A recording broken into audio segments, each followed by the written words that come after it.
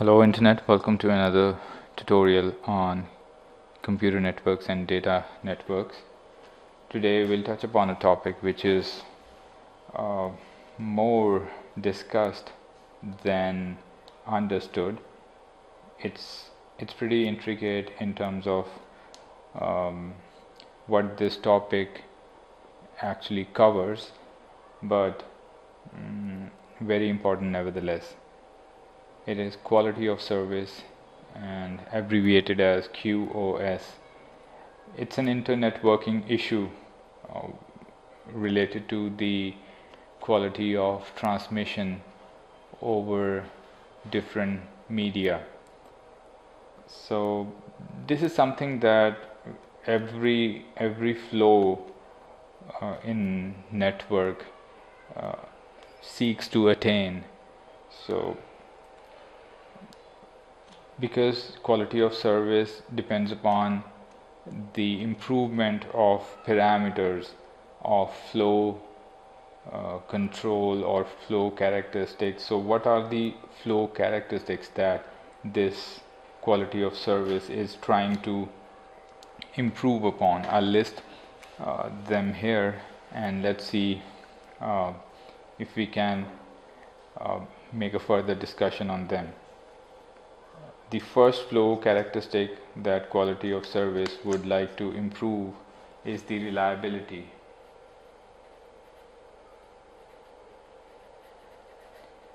Reliability is one such parameter of a network which is calculated using the past performance of the link.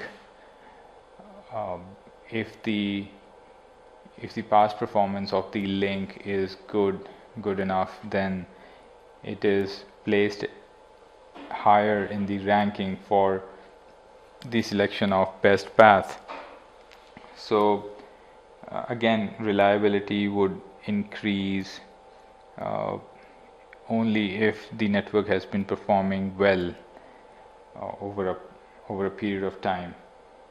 Then the next flow characteristic that quality of service aims to improve upon is delay. I would not go into the details of delay, but it's the sum total of all the delays: propagation delay and average end-to-end delay, buffer delay, etc. All the delays cumulative would affect the performance of the flow and would hence affect QOS, quality of service. The next parameter is jitter.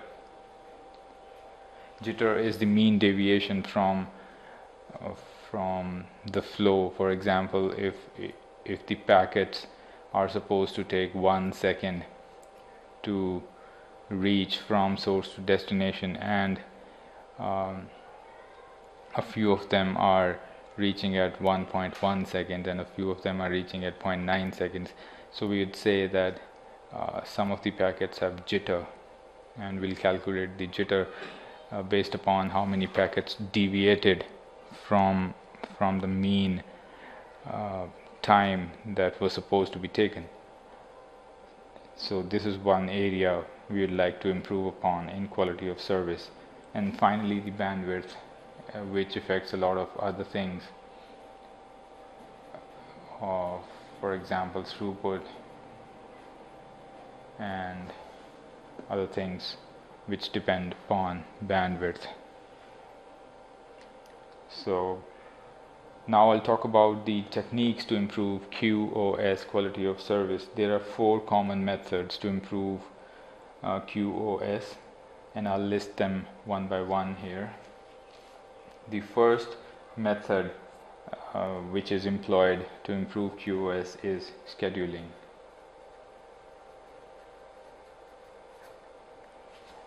Basically, scheduling is needed at the buffer of any router, intermediary router in the network, where queue is likely to be made.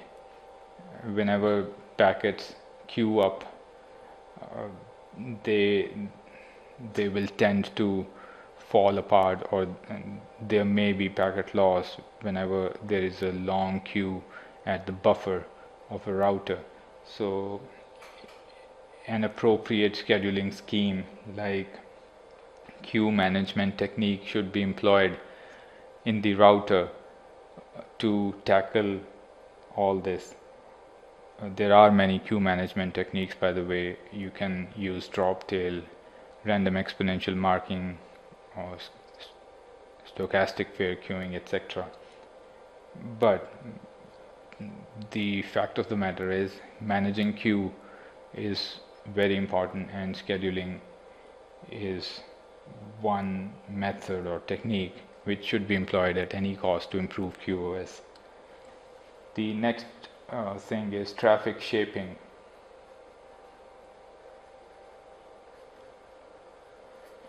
Although these methods are the keywords which need to be mentioned during the examination, or if we attempt to answer questions in the interview, but their meanings are pretty straightforward and simple. Their implementations are, however, pretty daunting and have a vast gamut of options in all of them.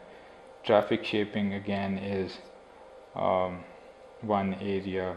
For example, you need to shape the traffic using leaky bucket or token bucket, etc. The third technique which is used is resource reservation, and the fourth one is admission control. I'll not go into details of all these techniques, but I just wanted you to be aware of all the methods that can be employed to improve QoS, and I'll mention a few more key points here. For example, in scheduling, you can read further on FIFO queuing,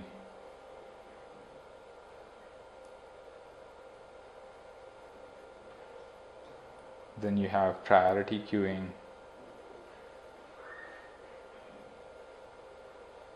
then weighted fair queuing, and in traffic shaping I'll suggest some keywords here, which are leaky bucket and token bucket. But the idea here is to use all four of them in QoS provisioning. The provisioning of QoS, the elevation of quality of service in a network is super important, and is the talk of the town. Everybody is talking about improving the quality of the service which is provided by the network. And the other thing that we talk about is the security. So QoS and security have become two pillars of a strong network. I'll talk about security in a separate video, but this video is just a primer on quality of service. What does it aim at, and how do we go about improving it?